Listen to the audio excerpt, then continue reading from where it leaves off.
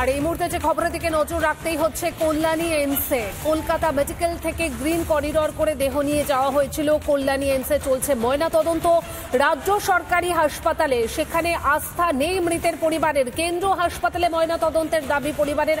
আর এই মুহূর্তে কথা বলবো প্রতিনিধি এলিনার সঙ্গে। এলিনা, ময়না তদন্ত চলছে, আর কি আপডেট এই মুহূর্তে তোমার কাছ থেকে জানবো?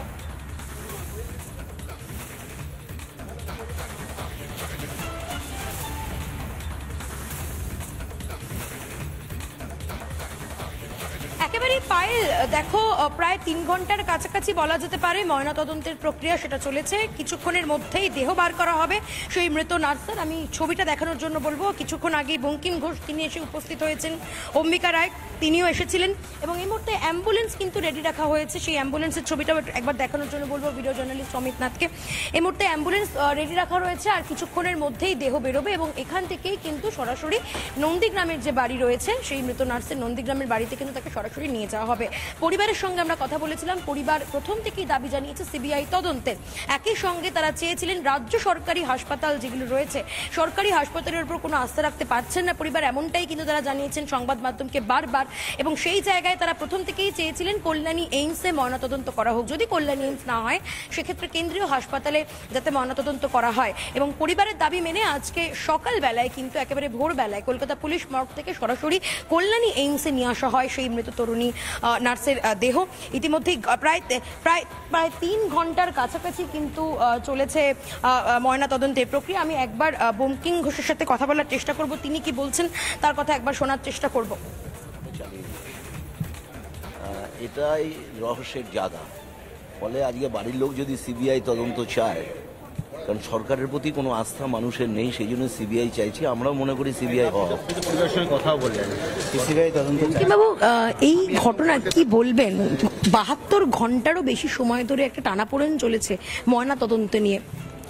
অত্যন্ত দুঃখজনক একটা ঘটনা। বারবার আমরা লক্ষ্য করছি পশ্চিমবাংলার চিকিৎসার যে কেন্দ্র, মানে সেই প্রেমিসের মধ্যে বারবার মহিলারা এভাবে মারা যাচ্ছে এবং এটা সরকার বা পুলিশের পক্ষ থেকে বলা হচ্ছে সুইসাইড। মানে যে মারা গেল তার বাড়ির লোককে না ডেকে পুলিশ তড়িঘড়ি তাদের কাস্টডিতে নিয়ে যাচ্ছে। রহস্যটা এই জায়গাটায়। এই জন্যই আজকে সিবিআই তদন্ত চাইছে, বাড়ির লোক তদন্ত চাইছে। সরকারের পুলিশের প্রশাসনের ওপর কোনো আস্থা মানুষের নেই। এইভাবে প্রথম থেকেই বলছিলেন যে সরকারের হাসপাতালের উপর তারা আস্থা রাখতে পারছেন না, সেই কারণে প্রথম থেকেই কেন্দ্রীয় হাসপাতাল কিংবা এইমসে তারা একটা দাবি জানিয়েছিলেন। এটা পরিবার তাদের অ্যাঙ্গেল থেকে তারা বলেছে, আমাদেরও সেটাই মনে হয়েছে, এটাই হওয়া উচিত। কিন্তু এই সরকার তো সেগুলো মানছে না। সমস্ত আইনের ঊর্ধ্বে উঠে এরা মানে যথেচ্ছারভাবে নিজেদের মতন করে সমস্ত কাজ করতে চাইছে। আরজি করের পর থেকে বঙ্কিমবাবু একটার পর একটা ঘটনা আমরা দেখতে পাচ্ছি। এবার নার্সিং হোমে ঝুলন্ত মৃতদেহ উদ্ধার নার্সের। বাংলায় তাহলে নারী নিরাপত্তাটা কোন জায়গায় গিয়ে দাঁড়াচ্ছে? পশ্চিমবাংলায় নারীদের কোনো নিরাপত্তা আর নেই। এই সরকার আসার পর পরম্পরা যে ঘটনাগুলো ঘটছে তা থেকে এটা পরিষ্কার যে এখানে মানুষের নিরাপত্তা নেই, মহিলাদের তো নিরাপত্তা নেই। যে রাজ্যের মুখ্যমন্ত্রী একজন মানুষ রেপ্ট হলে তার রেপ্টের দর বেঁধে দেন, সাবালিকা হলে 30,000, নাবালিকা হলে 25,000, তাহলে সেই রাজ্যে কি ঘটতে পারে? ফলে এখানে আইন শৃঙ্খলাও নেই, মানুষের পুলিশের প্রশাসনের ওপরও কোনো আস্থা নেই। একবার যাবো অম্বিকা রায়ের কাছে, অম্বিকা রায় তিনিও রয়েছেন। অম্বিকা রায়, কি বলবেন এই বিষয়ে? প্রথম থেকে সিবিআই তদন্তের দাবি জানাচ্ছে পরিবার, সরকারের উপর আস্থা রাখতে পারছে না তারা। প্রতিনিয়ত যে ঘটনাগুলো ঘটছে, আপনি বসিরহাট থেকে শুরু করে হাঁসখালি থেকে শুরু করে আরজি কর, বকটুই, সমস্ত জায়গায় আমরা দেখছি পশ্চিমবঙ্গে নারীদের সুরক্ষা নেই।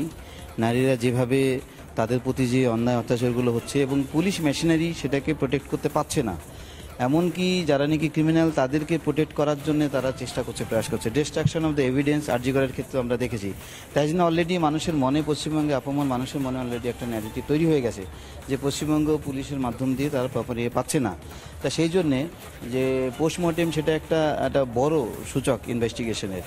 তাই পোস্টমর্টেমটা এখানে পশ্চিমবঙ্গের হসপিটালে হলে ঠিকঠাক মতন হবে না। সেটা পরিবার অভিযোগ করছিলেন যে তাদেরকে না জানিয়েই কলকাতা পুলিশ মর্গে নিয়ে যাওয়া হয়েছিল। তাদের কাছে সন্দেহের দানাটা আরো বেশি স্ট্রংলি বাড়ছে। কারণ কি, যখন নাকি বডিটাকে বের করে নিয়ে আসে তখন তো সেখানে পুলিশ ছিল, পুলিশ বের করে নিয়ে আসছে।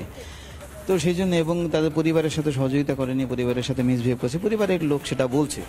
তো সেই জন্য তারা দাবি করেছে সিবিআই তদন্ত হোক এবং পোস্টমর্টেমটা এইমসের থেকে হোক।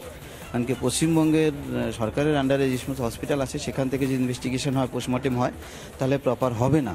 এবং এভিডেন্সকে ডিস্ট্রাকশন করার জন্য যে পূর্ব যে সমস্ত রেকর্ডগুলো রয়েছে তার উপরে বেস করি পশ্চিমবঙ্গের মানুষ কিন্তু এখন চাইছে। সেই জন্য সেভাবে এই মেয়ের মাও কিন্তু সেটাই চাইছে, পরিবারের লোকেরাও চাইছে সিবিআই তদন্ত হোক এবং পোস্টমর্টেমটাও এখানে হোক।